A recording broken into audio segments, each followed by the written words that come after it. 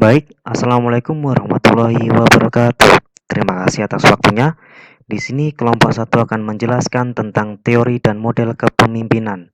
Di sini ada saya sendiri Muhammad Iqbal Maulana dan saudari Wilatikta Winda. Apa itu teori kepemimpinan? Makna teori menurut Kamus Besar Bahasa Indonesia adalah prinsip pendapat yang didasarkan pada penelitian dan penemuan yang didukung oleh data dari berbagai sumber.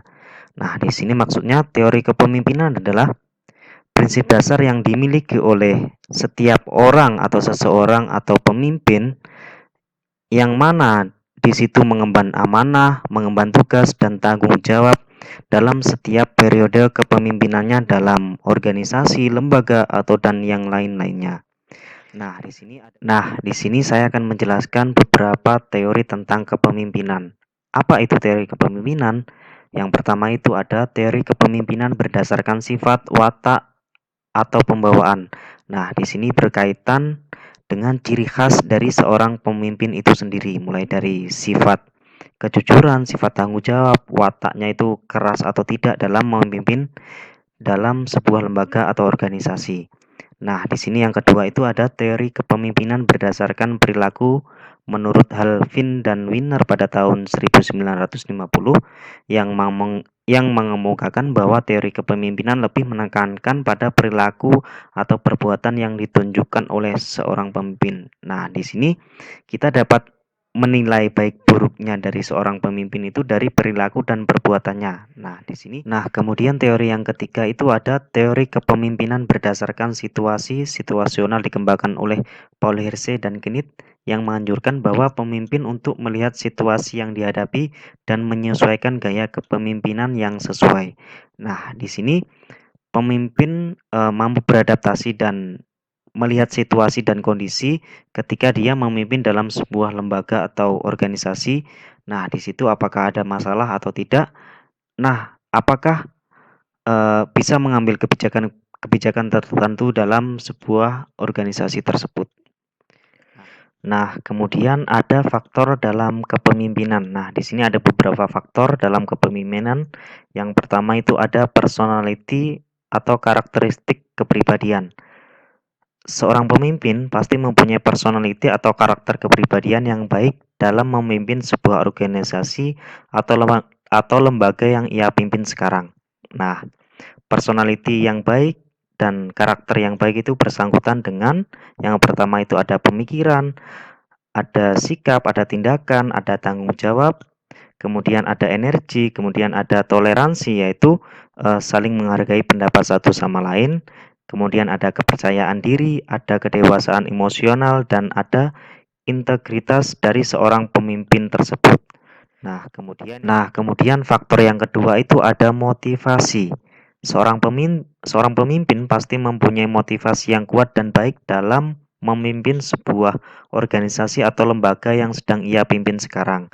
Nah, di sini motivasi itu mempunyai tujuan yang sangat baik untuk yang sifatnya itu konstruk atau membangun dalam memajukan organisasi atau lembaga yang sedang ia pimpin sekarang untuk lebih baik dari sebelum-sebelumnya. Nah, kemudian faktor dalam kepemimpinan yang ketiga itu ada ability, yakni kemampuan atau kecakapan. Seorang pemimpin pasti mempunyai kemampuan atau kecakapan yang lebih dari bawahnya. Entah itu dari public speaking, itu dari kemampuan wawasan, pemikiran, dan yang lain-lain. Kemudian, seorang pemimpin itu mempunyai kemampuan persuasif, yakni kemampuan yang bersifat mengajak dan mempengaruhi seorang bawahan agar mentaati peraturan dan perintahnya dalam agar agar mentaati agar agar mengikuti arahan dan perintahnya dari seorang pemimpin tersebut guna guna mencap guna mencapai lembaga atau organisasi itu menjadi yang lebih baik. Baik, di sini kita akan membahas mengenai apa itu model kepemimpinan. Makna model itu berarti pola, gaya, contoh, acuan, atau ragam. Nah, sehingga model kepemimpinan ini adalah gaya kepemimpinan dari seorang pemimpin. Di sini kita ada beberapa contoh model kepemimpinan. Yang pertama ada from Hyoton Leadership Model. Nah, model kepemimpinan ini dinilai efektif itu tergantung dari kualitas keputusan atau kebijakan pemimpin dan teknik bagaimana caranya pemimpin ini mengambil keputusan. Yang kedua adalah kepemimpinan karismatik. Nah, kepemimpinan karismatik ini pemimpin itu mempunyai karisma, mempunyai daya tarik sendiri buat orang lain. Nah, yang ketiga ada kepemimpinan transaksional. Model kepemimpinan ini itu adalah ketika karyawan atau bawahan itu punya kinerja yang baik, maka dia akan memberikan reward. Nah, selanjutnya ada kepemimpinan transformasional. Nah, model pemimpin ini tahu betul dan memahami apa kebutuhan dan kemampuan dari karyawan atau bawahannya.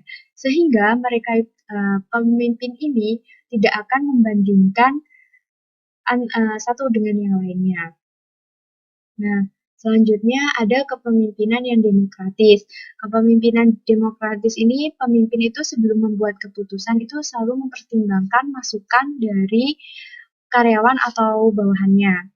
Nah, ada kepemimpinan otoriter. Nah, selanjutnya adalah kepemimpinan otoriter. Kepemimpinan otoriter ini adalah pemimpin itu mengambil keputusan itu tanpa memikirkan orang lain. Nah, selanjutnya ada kepemimpinan delegatif. Kalau kepemimpinan delegatif ini adalah memberikan otoriter kepada timnya untuk menyelesaikan tugas dan tanggung jawabnya. Nah, selanjutnya ada kepemimpinan strategis. Nah, untuk kepemimpinan strategis ini, pemimpin itu dapat menempatkan diri untuk mengatur tugas dan tujuan yang harus dicapai. Seperti itu. Selanjutnya ada kepemimpinan yang birokrasi. Kepemimpinan birokrasi ini adalah cara memimpin itu selalu menggunakan SOP atau aturan yang sudah ditentukan. Seperti itu. Baik, selanjutnya adalah mengenai implementasi kepemimpinan dalam bidang pendidikan. Di sini saya mengambil contoh adalah guru. Guru itu adalah pemimpin pendidikan. Kenapa menjadi pemimpin pendidikan? Karena sosok guru ini ada sebagai pembimbing dan motivator yang sangat berperan untuk kemajuan pendidikan. Guru ini juga menjadi teladan bagi murid-muridnya. Seperti yang dicetuskan oleh Ki Hajar Dewantara, bahwasannya Ingarso Suntulodo, berarti guru itu bisa memberikan contoh. Ingmadyo Mangunkarso, berarti di tengah itu membangkitkan dan membentuk niat para siswa itu untuk terus maju dan terus melakukan inovasi. Yang terakhir, Tuturi Handayani, berarti di belakang itu guru itu harus memberikan arahan, dorongan, serta semangat untuk para siswanya. Nah, guru sebagai pemimpin pendidikan ini artinya bisa menjadi pemimpin yang disukai. Terus pemimpin yang dipercaya, mampu membimbing siswa, memiliki kepribadian yang baik, serta abadi sepanjang zaman.